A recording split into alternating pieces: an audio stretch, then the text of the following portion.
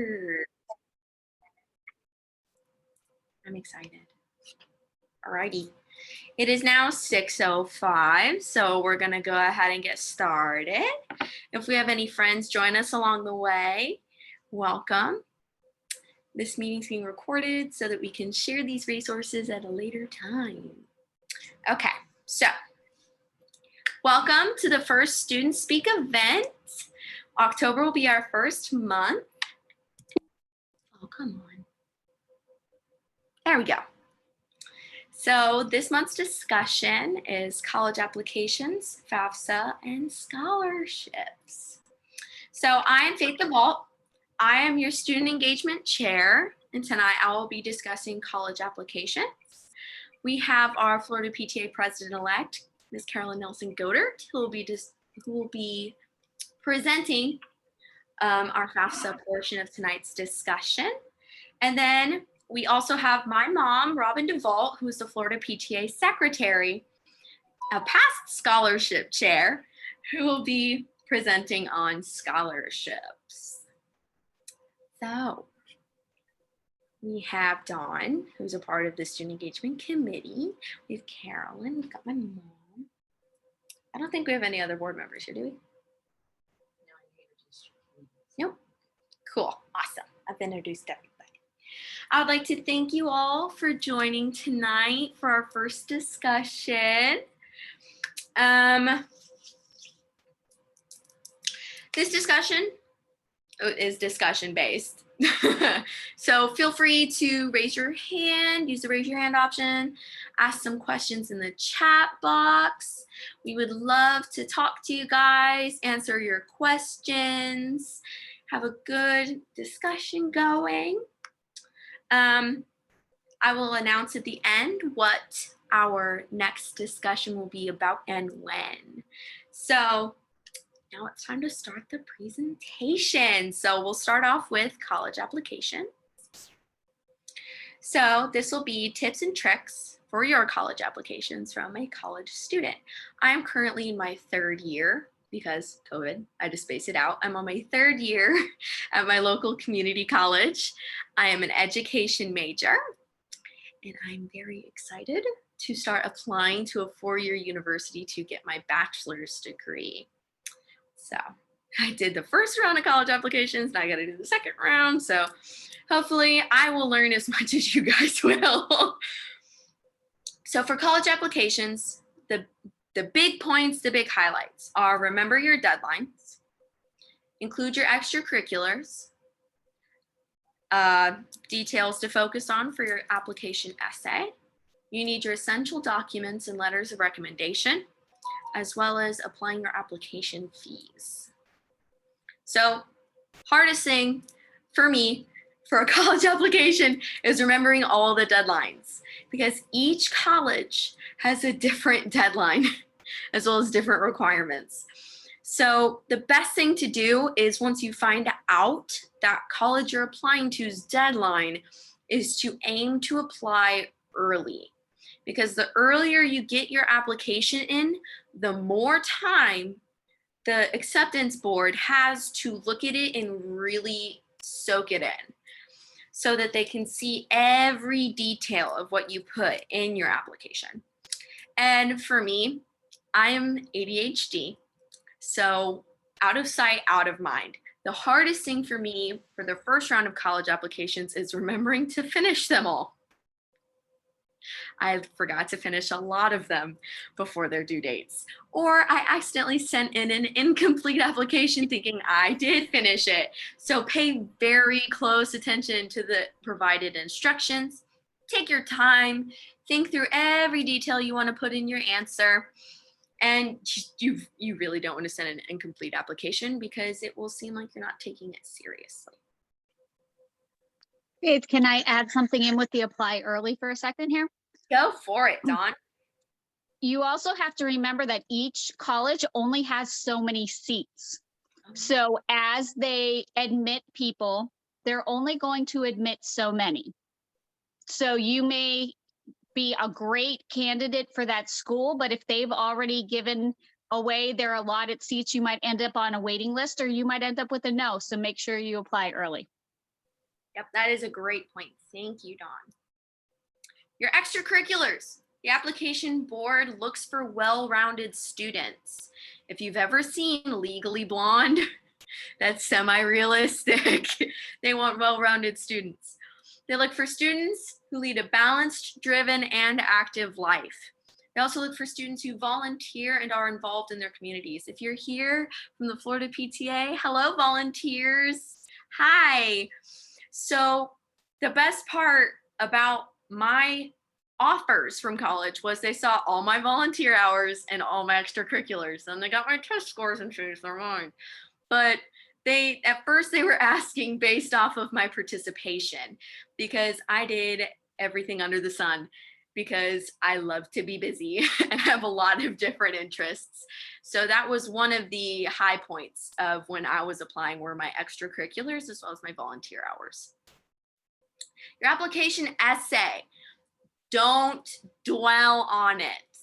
As a writer, the best thing you can do is write. Just write it down, get your first draft out, get your ideas out of your noggin, and then go back through. You want to complete your essay honestly. It's like a job resume. You don't want to lie and get caught in a lie. So you want to answer honestly. They want to know who you are as a person and what you want from your education. So if you answer dishonestly and you get in, and you may find out that that college doesn't have everything that you may want. Be creative. Don't be too cliche. About me, da-da-da-da-da. You want to add extra things that add some color to your essay. Share anything you believe may be important. So to you, it may be important, but to other people, they'd be like, nah. For me, I have experience in a lot of different art subjects.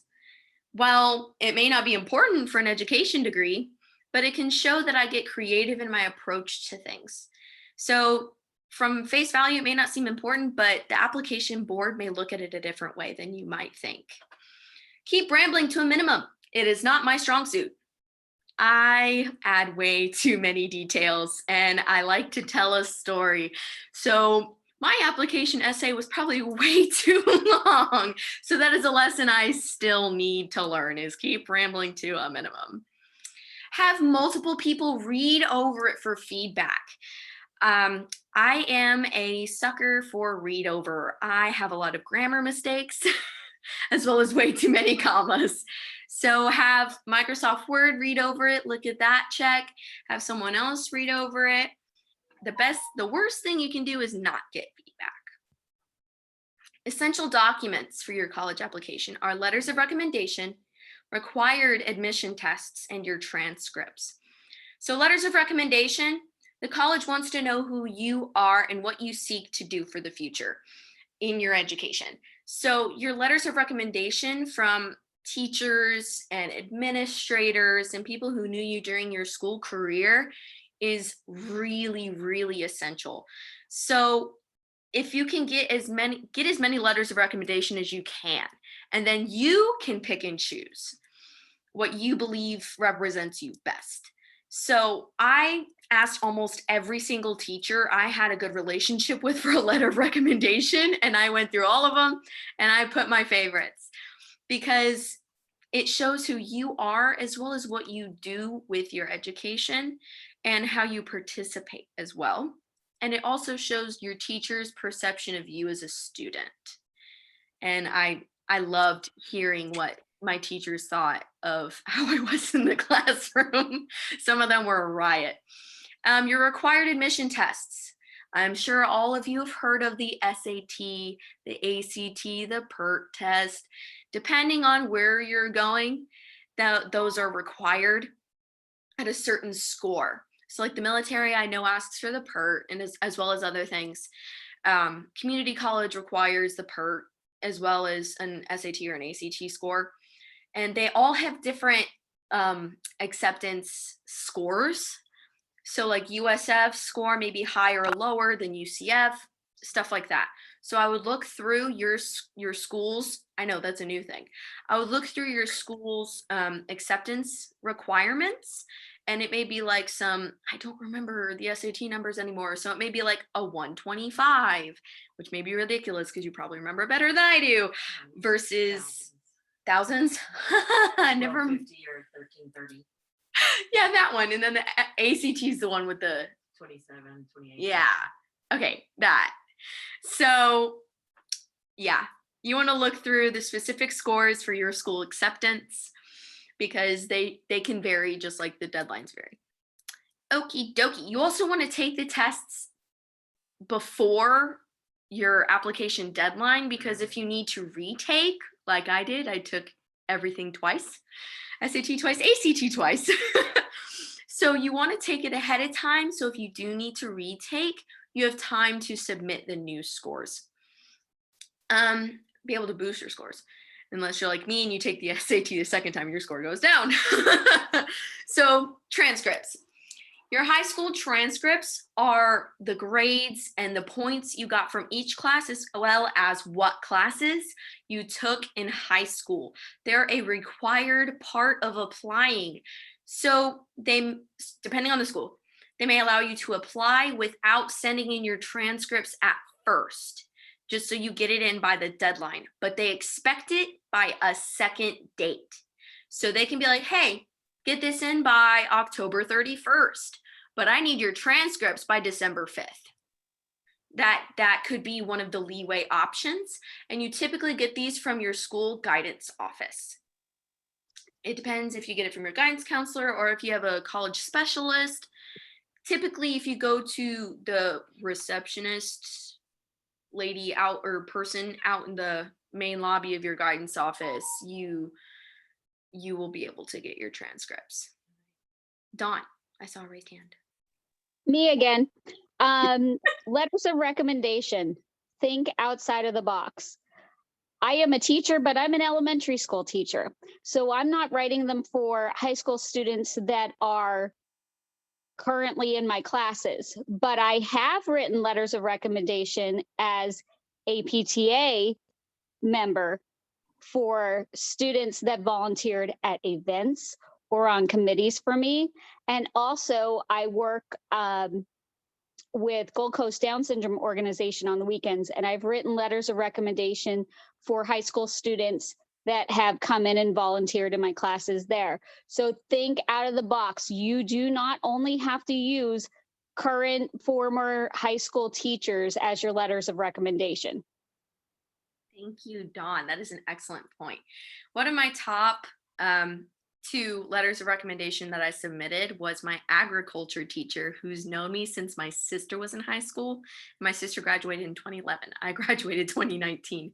So she knew me when I was 6 or 7, just running around helping her on the farm. So I used her as one of my letters of recommendation, as well as my AP of students, Eisenhower? AP of students. So she was my personal AP for my last name.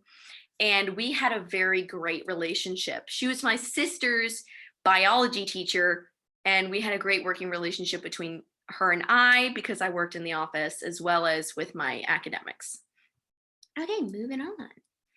Applications fee. Depending on the school you're applying to, they may require a fee to submit your application. Most of the time, schools do this, unless it's a smaller school or like a community college. I think my application fee was like $15 for HCC. For a community college, it depends. There are also ways to find assistance to pay the application fee or to have the fee waived completely, depending on your current situation. It can be a very flexible process, but it requires open communication.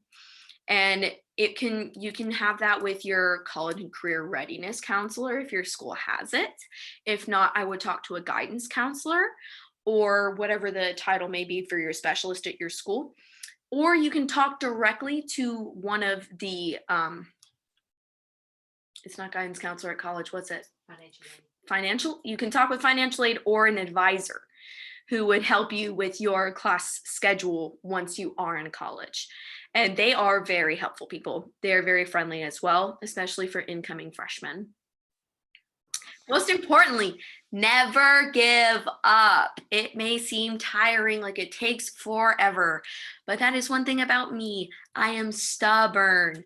I will dig my heels in and go forever until I get the desired result. So never give up. It's draining, it's hard, it's scary, it's a new part of your life, but I love college. It has been one of the greatest experiences so far. Even if I'm at a really small community college campus, I've had some great experiences with my professor, and I've made a good amount of friends, and the classes are so entertaining at the same time as challenging.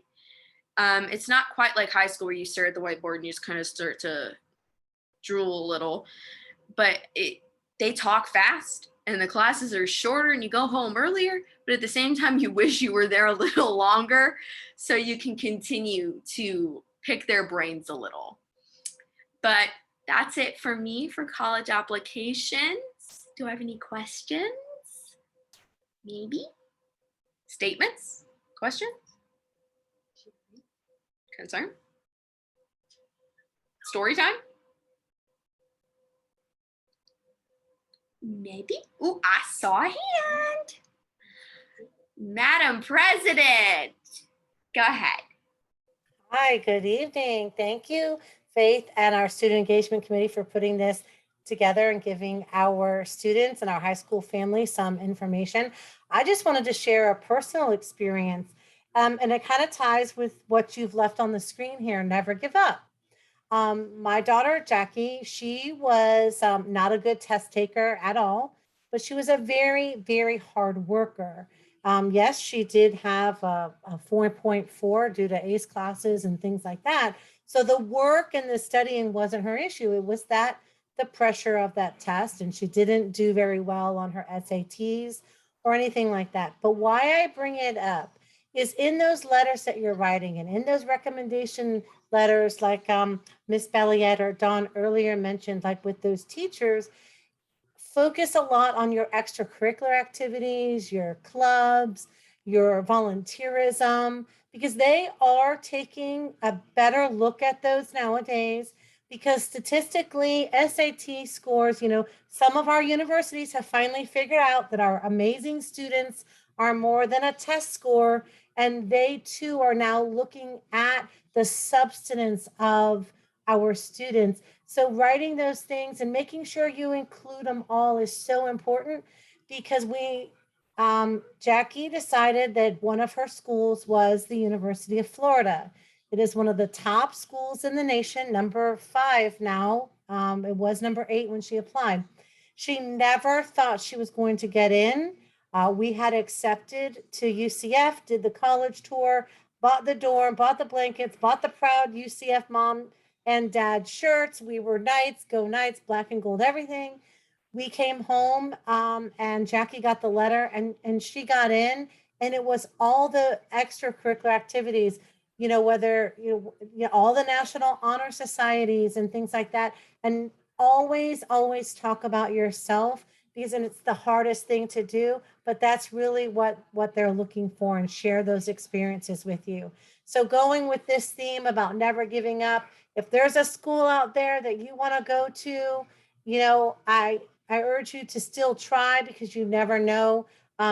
Things have changed, and the way they're looking at applications is a little bit different. So all of those things that not used to play as high of a role have somewhat switched and are maybe balancing out. So I hope that story gives a lot of you some incentive to still try no matter what, and use all of your extracurriculars and all of your volunteer work, hopefully with the PTA and PTSA, of course, but wherever you're volunteering, make sure you are including that. Thanks, Faith. Of course, thank you. Okay, so I thought of something and then I was listening to Jen and I forgot. Determination, yes.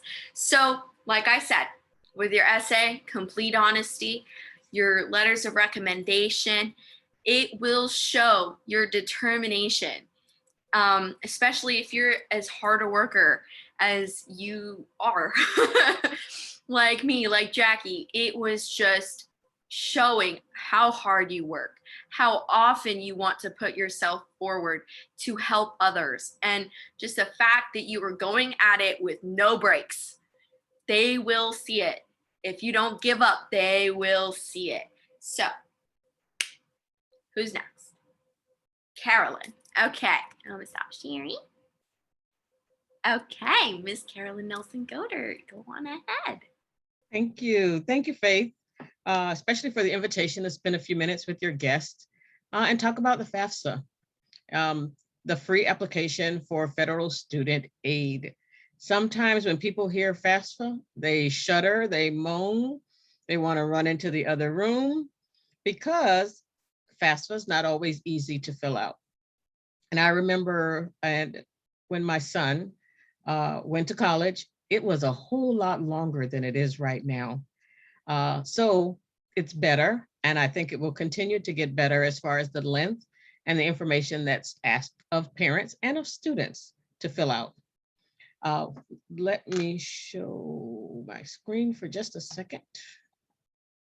Oops.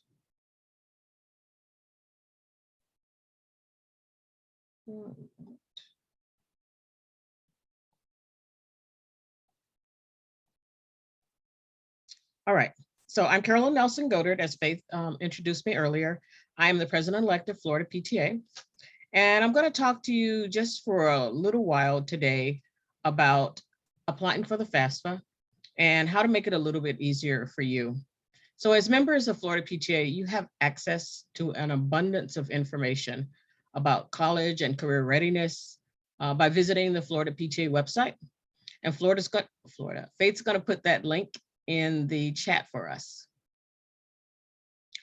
So our website has a number of partner organizations that can assist you with your career preparation after high school, whether you're going to be going to college or you're going to pursue a career or technical education path. If you visit our website, I'm sure that you will find something there that will assist you. And speaking of partner organizations, I saw a couple of names on the participant list that look very familiar to me. Pat Rojas, are you a part of the FCAN family? No, I was part of the Miami-Dade PTA. Ah, that's why you look County, familiar. yeah. Mhm. Welcome, Pat. Thank What you. about, thank you. What about Sherry D? I am ready. Do I know you?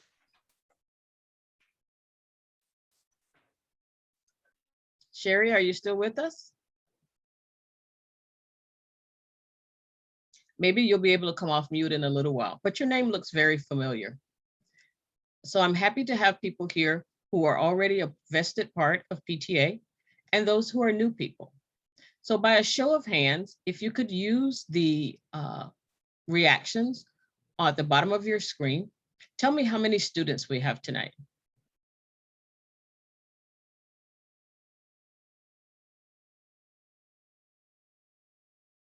Faith, I can't see the hands, so if you could tell me how many hands we have. Just one. Just one, I think. Oh, Just one? Is that Tabitha? Tabitha's two. Two. I raised my hand, so I don't count. I thought more Okay. Thank you, Tabitha, and the other student. Put your hands down. How many parents are with us this evening? Okay. Wonderful. Well, whoever is with us, it's important to you that you find out some more information about the FAFSA, and that's what we'll do today. What we'll actually look at is an infographic that provides you with an overview of the entire FAFSA process. We'll also share a few links and resources that will help you to complete your FAFSA in the least number of steps, hopefully. So let's get started.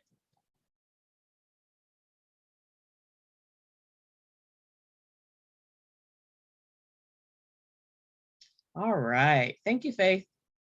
So when we talk about FAFSA, how many people knew that that was the largest source of financial aid in the United States? See one hand, I see two, I see a few hands. So filling out the FAFSA is really important, no matter where you plan to go to college. even if you think that your parents, like some of the parents on here, Jen, can write a check for you to go to college, or if you actually have a need-based situation, wherever you plan to go, make sure that you fill out the FAFSA and fill it out early. Faith talked to you about doing things early. Dawn mentioned getting your letters of recommendation early, getting your application in. That is super important because just like slots at colleges fill up, the FAFSA money runs out. The sooner you apply, the better.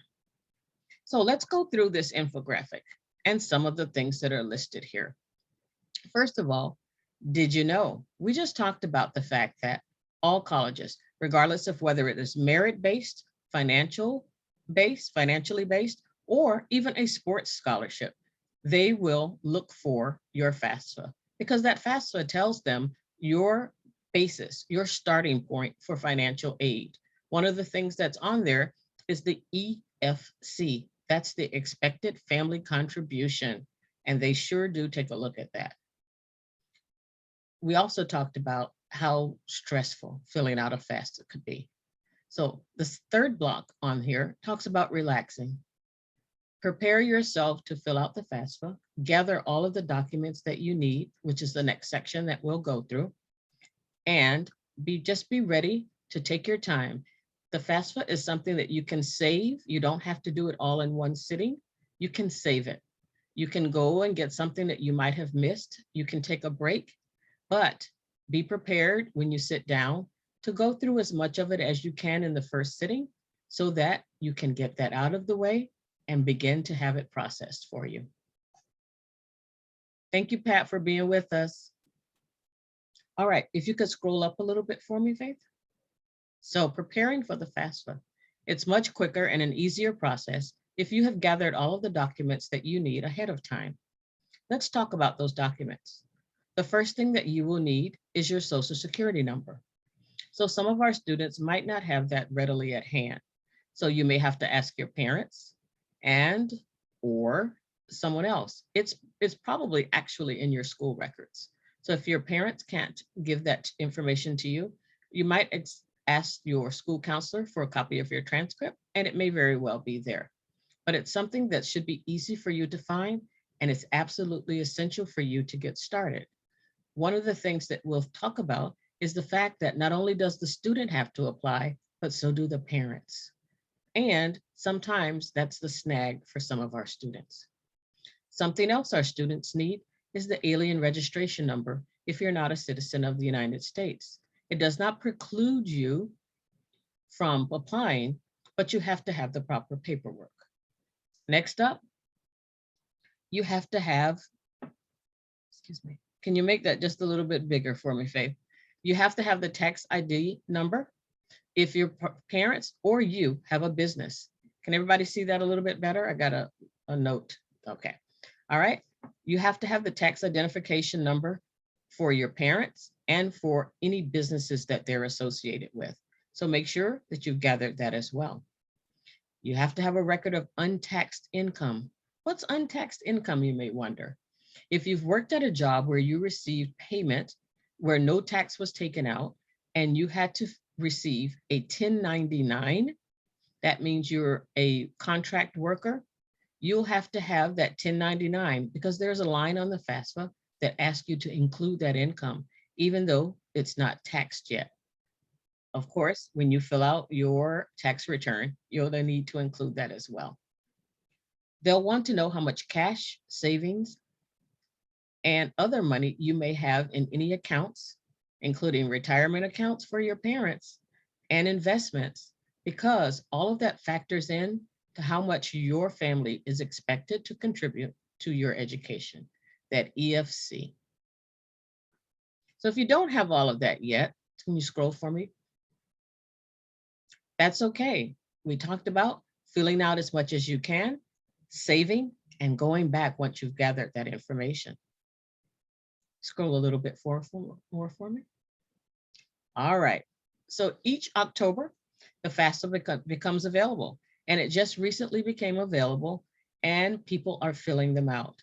A number of our partner organizations that I mentioned earlier, in particular, the Florida College Access Network has an extensive FAFSA information platform.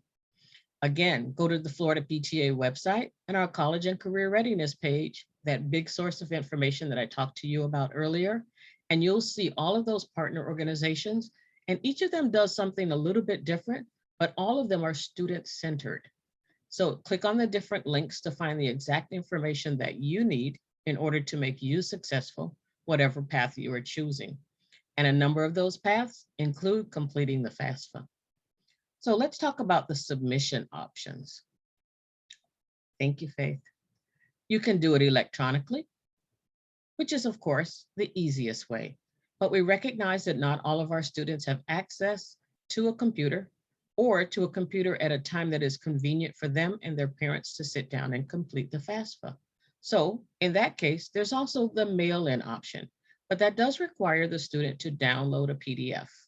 You might have to do that at your public library or at school. Hopefully, both of those options are available to you. And then there's also the electronic submission by your college or career school counselor who should be able to help you. There may be a point where you need something from them. They should know that you're filling out your FAFSA. Of course, they'll know that you're filling out your college applications. So don't be afraid to ask for help. Whether you're going on to our resources, taking advantage of the different partner organizations, talking to your counselor, talking to the financial aid advisor at the college that you hope to go to, yes, they're a source of information and assistance for you as well. Reach out to the colleges that you're interested in and say, help, I need some help with my FAFSA application or even with filling out my college application. They will find someone that will provide assistance to you. Never be afraid to say, I need assistance. So that deadline, Faith talked to us about deadlines. Don't miss the deadline, but don't get anywhere near the deadline for FAFSA. I really think that that's important to stress. You've got to do your FAFSA as early as possible so that you get major bucks, hopefully, fingers crossed, each time you apply. And I say each time that you apply because for every year that you're in college, you need to complete a FAFSA for the year before. So the FAFSAs that are being completed now are for the 22-23 school year. 22-23 school year. We're way ahead of the game. But it's important to do that now so that you're ready when school starts in the fall. Every year, put a reminder on your calendar. When October rolls around, fill out your FAFSA.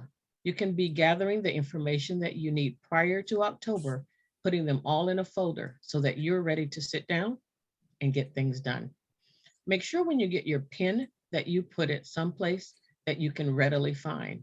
You'll also need your parents' PIN in order to complete your FAFSA. Keep those things where you can find them. All right. There you go. Whoop, whoop, a little back, little bit more.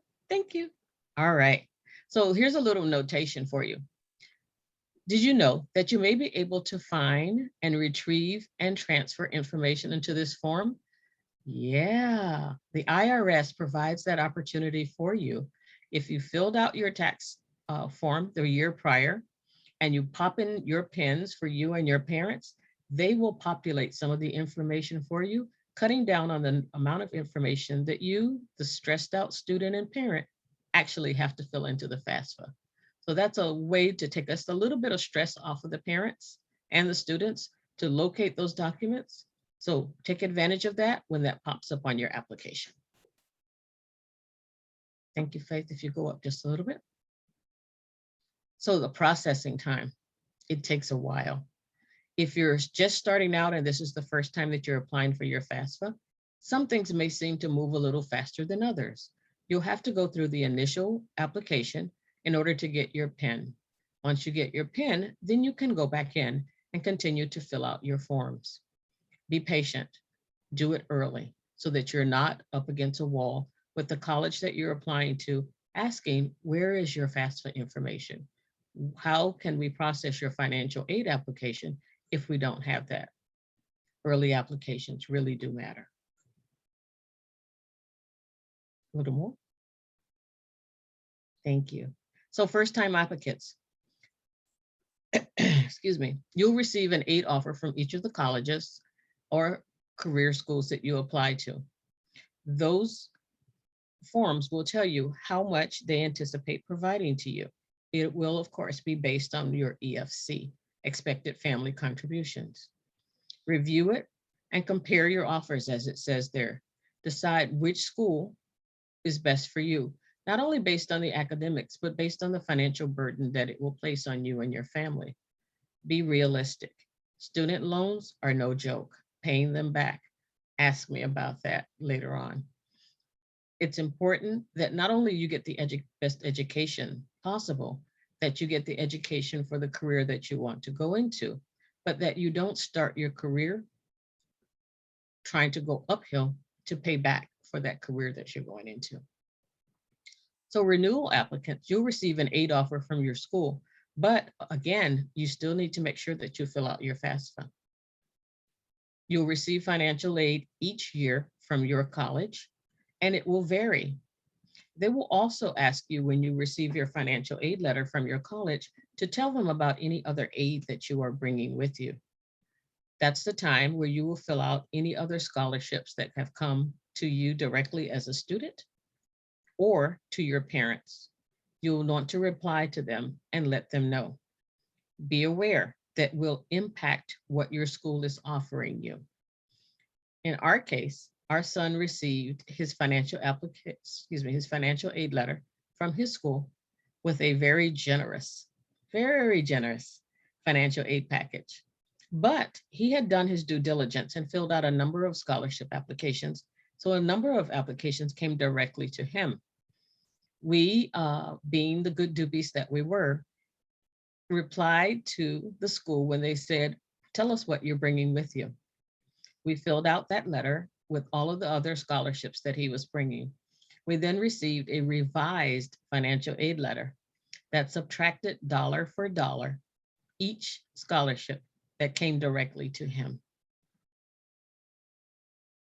So be smarter, work harder, and perhaps you should check in with me about how best to record your financial aid that you're receiving independently of what the school is offering you. But your school will in fact ask you what you're bringing with you, and you'll need to respond to that letter. And they provided 1-800 number here for you to fill out if you need assistance and answers. A little bit more, I think we're at the end. Are we, Faith? Yay! So that's the end of the of our infographic. So Faith is going to post the link to our college and career readiness page for Miami-Dade, for Florida PTA. Miami-Dade has one too. For Florida PTA again for you in the link. And we know that there are unique situations that people encounter as they come along. And I'm running out of time. I'm almost there. So we know that there are unique situations for some of our students, whether it's undocumented students, whether it's the marital status of your parents, whether it's our children in foster care, emancipated minors, where you may be wondering, well, who do I put down as my parents? Whose information am I using? Faith has another link for you, and it's all about finishing your FAFSA, and it is a step-by-step guide that will tell you how to do that. It will address those questions about who's my mom and dad that I should put down if I'm in foster care. What do I do if I'm an undocumented student? So the next link that she has there for you, thank you, Faith, will answer those questions for you. So I'm hopeful that you found out a little bit more about FAFSA, that you leave here with a few questions answered, and that you know that there are a lot of resources out there for you. You're not alone. Florida PTA is here for you. Our partner organizations are here for you, and that we wish you all the best. Okay, so 2 things I wrote down while I was listening to the presentation. So my senior year at my school specifically, it depends on per school, I assume. Leading into my freshman year of college, my college and career readiness counselor had us all come into a computer lab and start the FAFSA ourselves. And then we Yes. took all of our ID and login info home and continued it with our support system. Mhm. Also, the FAFSA is required for Bright Futures and Florida financial aid. So you It's want to get that everybody. done early. So you make a really good point, Faith. Across the state of Florida and across the United States, but of course, we're going to brag on Florida. Every year we have a FAFSA challenge, and there are high schools across the United States that take that on. They bring in their students. They see how many students they can get to fill out their FAFSA applications, and they assist them with that. So there are always resources. They may not be at your fingertips. You do have to ask some questions sometimes. And unfortunately, not all of our schools are that proactive, but there is assistance for you. Parents, if you're here, do not feel like you're alone. Students who are here, same thing. There is assistance available. And like Faith, if you're in one of those lucky schools where they do it as a group, take advantage of it. Thanks, Faith. I lost my login like twice, so don't do that. So up next, we've got Robin DeVault. Sorry about my dog. We've got Robin DeVault, our Florida PTA secretary, who will be presenting on scholarships.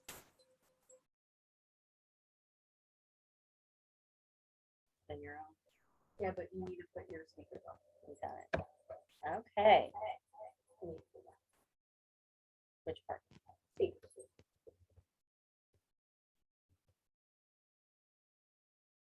Okay. So now. Okay. So now we have scholarships.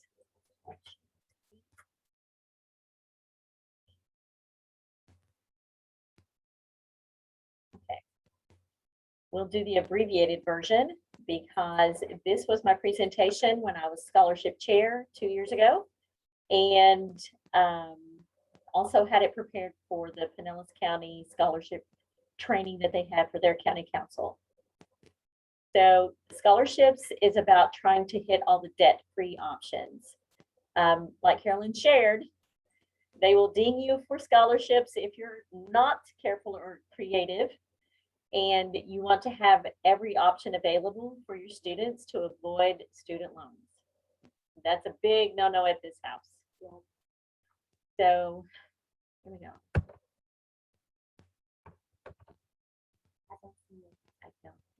I want to try again. Hey, Robin, student and parent loans.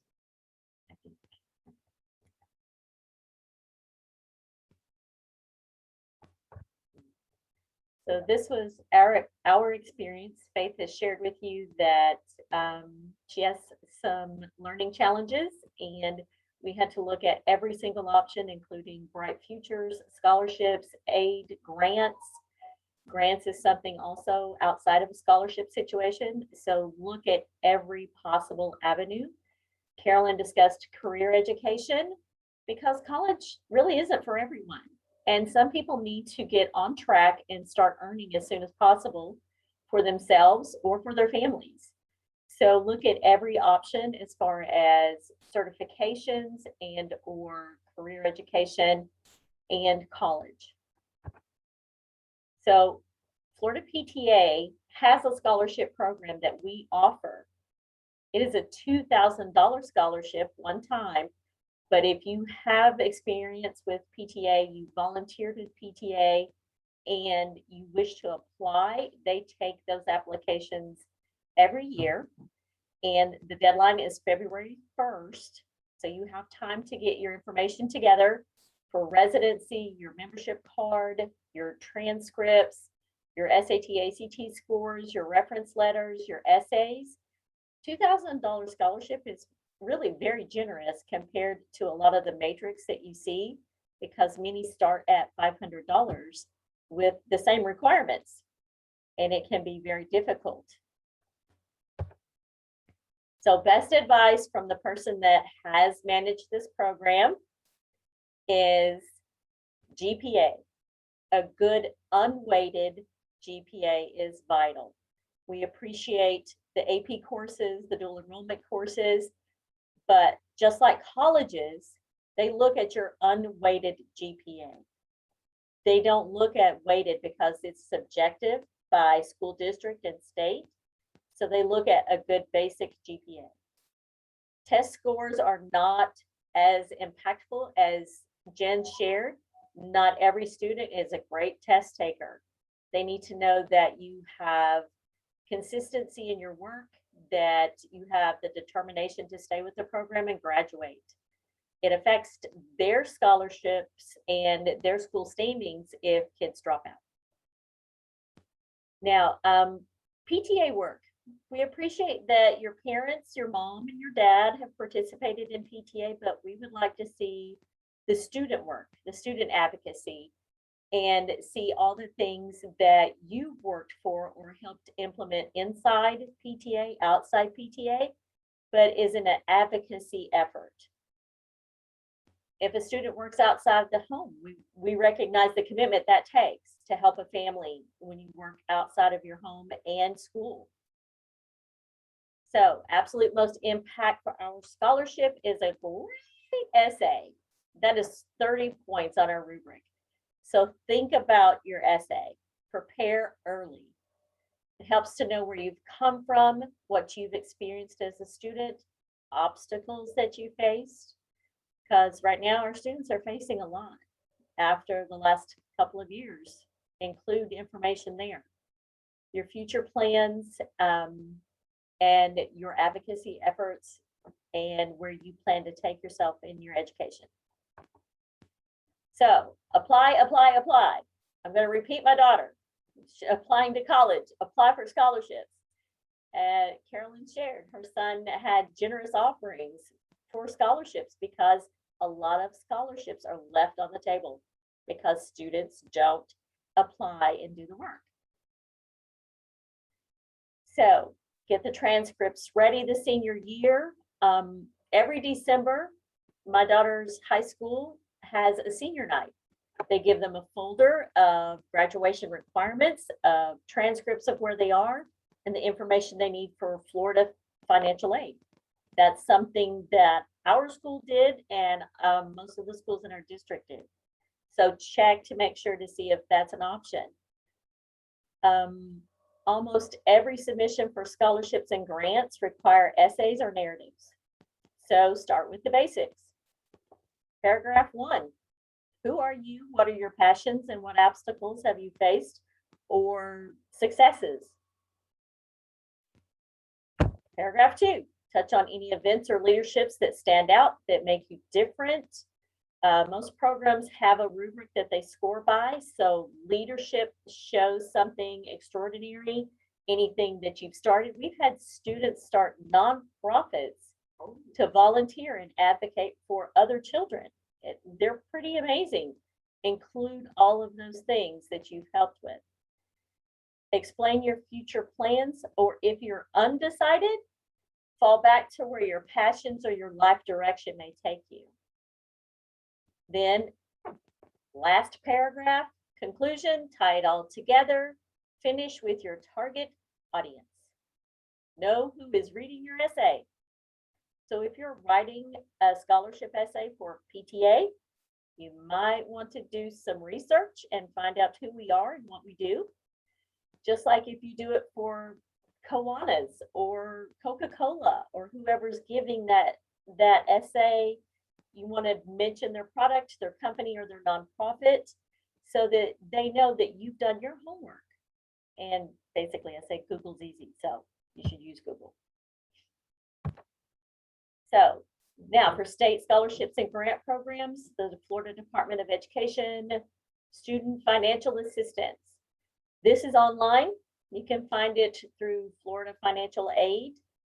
You can do all of these things. So if it asks for a Florida Financial Aid application, most of the schools do this with the students, but if they do not, you need to take this into your own accord and make sure that this is done, but also your FAFSA will qualify for most of this and start this ball rolling.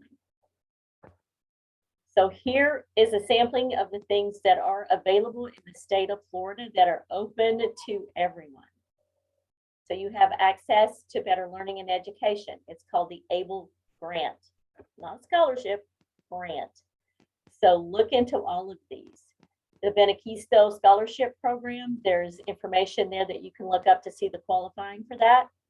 The biggest program in the state of Florida is the Bright Futures Scholarship Program. There's effective access to student education. First Generation Matching Grant, that's a grant program. If you are the first person in your family to go to college, it can be up to $10,000. Florida Farm Worker Student Scholarship, that's available for migrant families. Florida Student Assistance Grant for career education. There are many things available through the state of Florida that can help you pay for college. Grant programs, scholarship programs. There are some that are very specific to a group of people or very specific, like the Rosewood Family Scholarship. These are things you can click on and do your research. It's easy for everyone to do. Please don't leave any stone unturned. Now, I hope you can see it, but right now, and things change quickly, and the Florida legislature, but right now, the Florida Academic Scholarship will cover 100% of tuition and application fees. There's a $300 book stipend currently. These things can change every time legislature meets and goes through the budget process, but be aware if you apply for this early enough, you can qualify for it and then be in the Bright Futures Scholarship Program. Florida Medallion Scholars is 75% of tuition and applicable fees. And then the Gold Seal Vocational and Gold Seal CAPE, these are for technical degrees or certifications that get you to work. This is career education. This helps pay that tuition. And then you have a Top Scholars Program that has continued. My daughter got it her first year because she's not a great test taker, but every dollar helps. And they did continue the Top Scholars Program. So this helps defer some of her tuition off so that mom and dad don't have to write bigger checks. So we're always thankful. But these are all the levels that are available for Bright Futures. So when you apply for Bright Futures, there's community service and there's volunteer service. Bright Futures looks at community service. It is very defined and identified. You have to put in for a social issue in your community that qualifies. Required students need to look beyond themselves, reach out to an issue faced by society, poverty, abuse, elderly citizens, homelessness, animal rights. These hours meet the requirement for Florida Bright Futures. Then you have volunteer service. This is assistance where needed, but doesn't necessarily address a social issue. These things can help with college applications, but not for Bright Futures. It may help for other scholarships, just not this one. So this is a calendar. Your program initial eligibility, October 1st was your Florida financial aid. January is your test scores and deadlines, your mid-year graduate deadlines. Like I said, we got hours in December from our high school. Your Department of Education transcripts and test scores go in. They start to pull all of the test scores from your public schools. Bright Futures early evaluation is in March. April is deadlines for scholarship for 3 of the scholarships that were very specific. May, your service hour deadlines. This is very specific. You need to have that 100 hours for 75 hours completed by May. June, test deadlines. Remember Faith telling you about retakes on SATs and ACTs? June is your time. Make sure those scores are up and ready to go by June 30. Your final award notifications will be posted. August, the Bright Futures final evaluation is submitted and they will start sending checks and financial aid information to colleges. This is about basically people that take advantage of Bright Futures. it's kind of sad that there are 36,242 initially eligible, and the percentage of them actually taking advantage of it is 20%. There is money on the table. Please take advantage of it. There's so many levels that you could hit and work toward. So all things Florida, financial aid, floridastudentfinancialaid.org. Also good information. Carolyn shared this one too, floridashines.org. It helps you evaluate colleges. It helps you with financial aid. It helps you get information about state universities and public universities. So tip of the iceberg, we went over Bright Futures, Google scholarship platforms. There is a lot out there that you may not have thought about. College and career specialist, if you have one, or meet with the guidance counselor.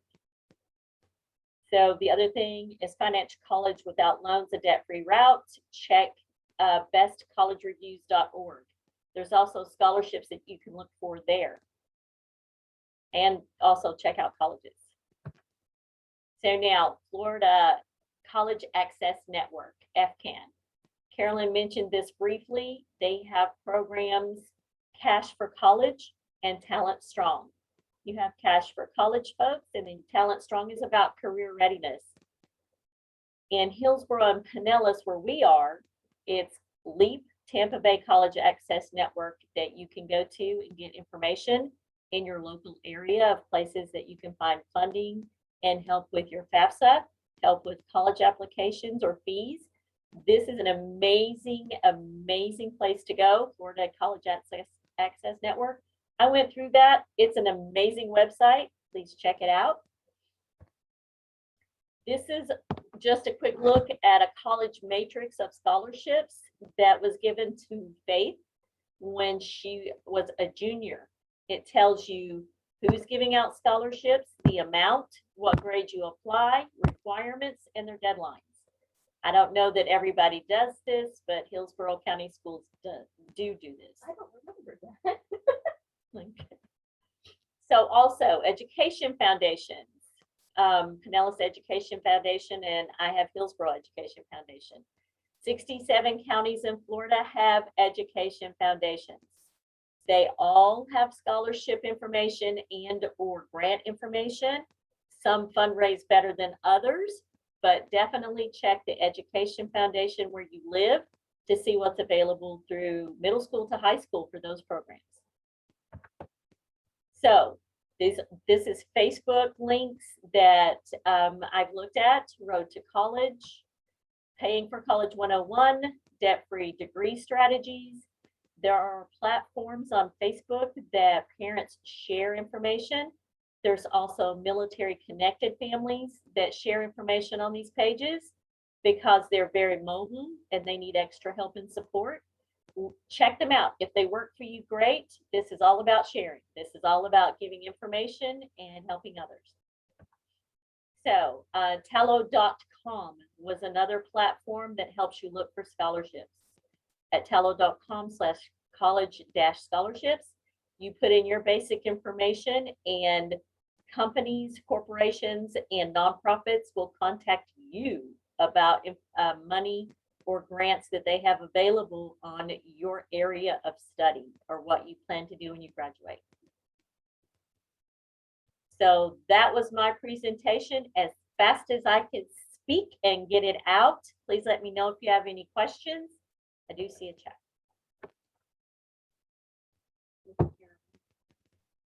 Faith, you have one question in the chat. Ooh, yes. Good one.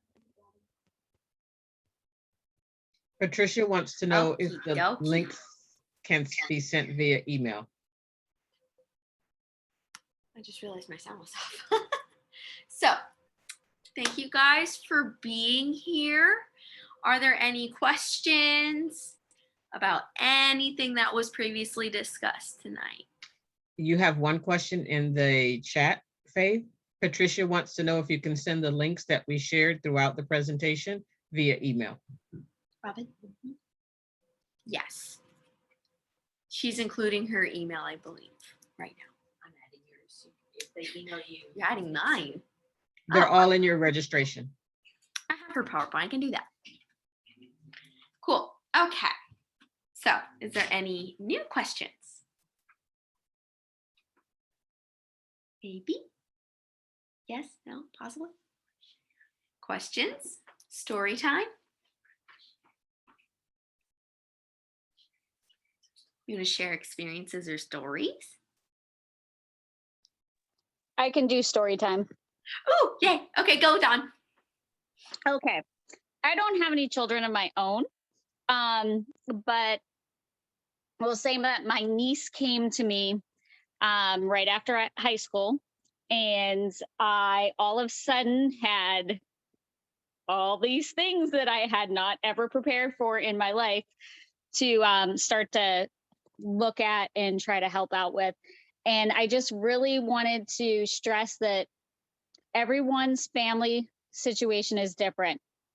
And I know when you were talking about the FAFSA, we touched on it a little bit, but you know, there is that parent part that may not be traditional, like we said, but there are ways to fill it out. Don't be discouraged. I know it was very difficult for my niece to figure out how to actually fill this out properly without having any access to information about her parents. So, you know, don't give up. It is definitely possible to fill it out if you have a unique family situation.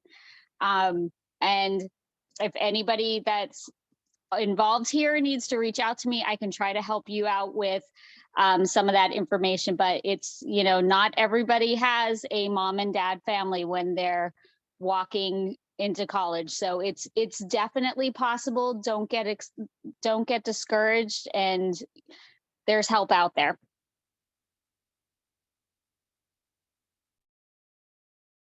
Thank you, Dawn. Okay. Anyone else want to share, ask a question? Oh, Carolyn, I see a raised hand with you. Go ahead. So I wanted to briefly touch on the taking the PSAT. A lot of school districts will offer you the PSAT in 10th grade as a way of gauging your readiness for something else, just as a way of establishing benchmarks.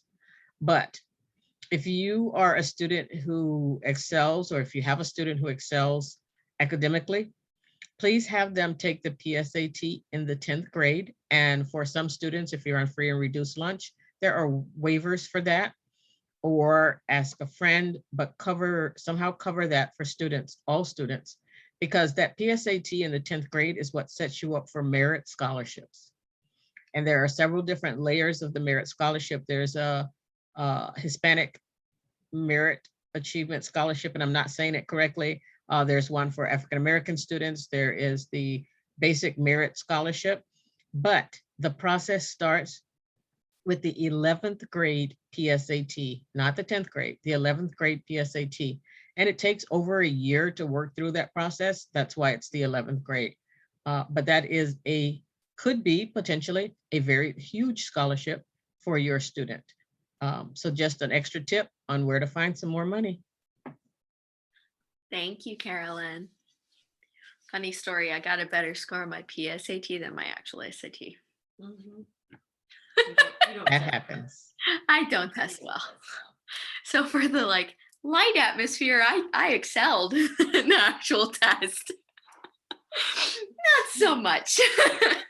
Okay. Okay, is there anyone else wants to share, have a question? Ooh. I have a personal chat.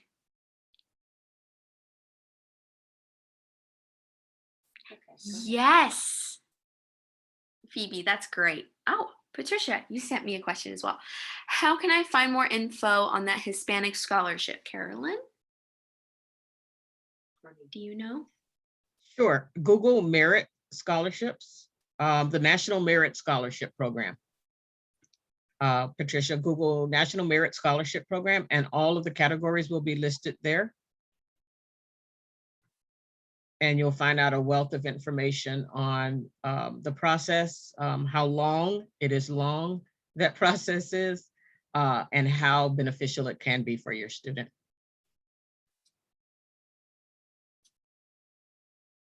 My pleasure. Yes, National Merit Scholarship. Okay. Phoebe Crenshaw sent me something privately. Do you mind if I share it, Phoebe? Oh, sweet. Okay, cool. Phoebe sent, do you suggest that we PTSAs have scholarship programs, SAT prep programs, college and career fairs, etc., annually starting for the 10th grade students? Also, when throughout the year do you suggest we do these programs? Mom, Carolyn, anyone? Yeah, I didn't have to unmute you. Oh, I'll mute myself. You go. So with things as they are right now and budgets being tight and the school districts having to cut many programs and positions, I personally would love to see PTA take the lead and invite financial aid officers and recruiters from colleges, plan college and career nights, and have people there for the students. If the school is having difficulty with it, I believe this is definitely a gap that PTA could fill, and invite speakers and have people that come in and help your students, even if it's inviting someone from, the head of the department in the school district. We have, a department head for our guidance counselors. Schedule it, invite them in and ask them to fill in that blank, because if PTA can help, that's part of what we do, is advocating for students in education. I think 10th grade would be great. 11th grade is essential. So 10th grade would be ahead of the game. But I think if you get the ball started as far as scholarships, grants, and applying for financial aid and SAT nights, I think that would be a great plan, and I would definitely encourage it. Definitely let Jen and Carolyn put their thoughts into this too. Okay. Jen, then Carolyn. Thank you. I was just going to say, absolutely, yes. That's what we're here, the student perspective and those environments, especially that's where we should be collaborating with that loudest voice. In our current environment right now, we have to remember that these seniors, most of them were out of school for over 18 months of their high school career and still are expected to have a lot of the things that people would normally have in a 4-year regular high school career. So those are some considerations, but one of the benefits of that is the engagement. Florida PTA gathered some information and we shared what was called the College Fair e-blast, and I did drop that in the chat box. So in our current environment, a lot of them were virtual, which allowed you to cross connect and attend them. So if you couldn't make your own counties, you could jump over to another county and reap the benefits of those. And there was a lot of information in that. And typically, to answer the second part of your question, which was when should you have it, a lot of them kicked off like that first week of March and went the entire month of October. I'm saying March, I must be thinking of my birthday, I'm not sure. But it was the first week of October and they made it last, that whole week of October. So I did drop that in the chat box and it's posted on our Facebook page, or hopefully you got it as an e-blast, because that was a valuable tool. It did include the FAFSA information and that College 101 information. And a lot of you are requesting this recording and this PowerPoint, so it will be posted on our website. So you will be able to go back and use that tool as a resource. I hope you find that beneficial. Thanks, Faith. Carolyn. Thank you. And Jen is right. We do share all of the information that we get. Our partners share a lot of information and opportunities with us. Leading up to the opening of the FAFSA, FCAN and the associated partners that you'll find on our website on that college and career readiness page shared all sorts of ways for you to get information. They had filling out your FAFSA nights. They had all sorts of things to help you. So again, I'm going to send you back to that Florida PTA college and career page because it is a ready source of information. And if you're not already a part of our email list, our constant contacts, where we send out information. I put that link in the chat for you as well.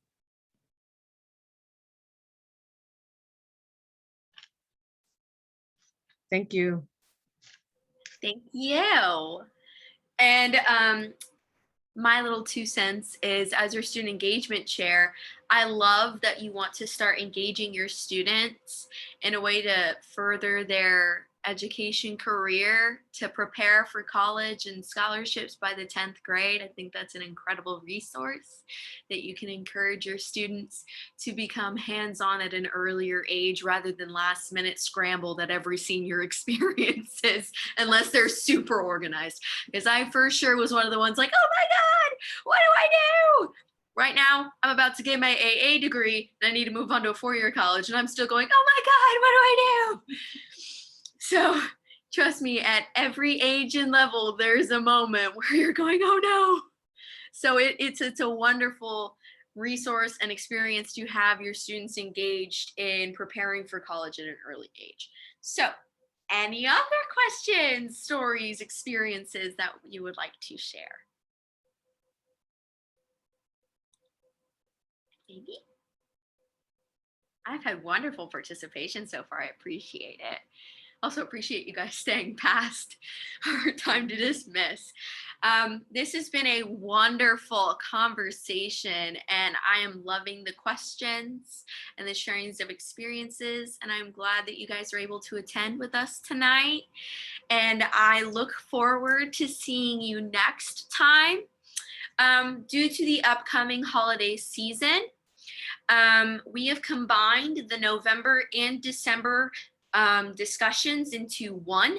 We will be announcing the date and time at the beginning and all throughout November, so we can try and encourage a bigger participation.